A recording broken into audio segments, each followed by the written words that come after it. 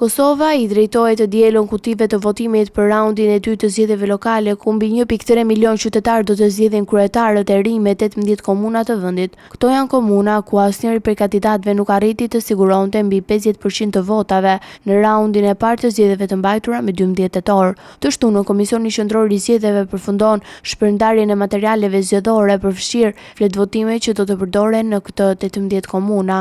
Materialet do të transmetohen drejt qendrave të votimit në orët e para të mëngjesit të së dielës, ndërsa KQZ-a ka njoftuar se të gjitha përgatitjet teknike dhe logjistike janë përmbyllur me sukses. Në këtë raund të dytë, qytetarët do të kenë përpara vetëm një flet votimi me emrat e dy kandidatëve më të votuar nga raundi i parë, po ashtu të drejtë vote, ku dhe qytetarët e diasporës, të cilët votojnë me post, sipas të dhënave të KQZ-s, janë regjistruar mbi 29.000 shtetas të Kosovës që jetojnë jashtë vendit, ndërsa procesi i votimit nga jashtë përfundon me 8 nëntor. Në qendër të vëmendjes është Prishtina, ku qytetarët do të vendosin mes kryetarit aktual Përparim Rama në lidhjet demokratike të Kosovës dhe ministrin në detyrë të kulturës Hajrullah Çeku, kandidati i lëvizjes vendvendosje. Një garë po aq e fortë pritet në Mitrovicën e Jugut, ku përballet ministri i bujqësisë Faton Peçi nga vetëvendosje dhe Arjan Tahiri nga Partia Demokratike e Kosovës. Zgjedhja zhvillohet gjithashtu edhe në qytete të mëdha si Pej, Prizren, Gjakov dhe Gjilan,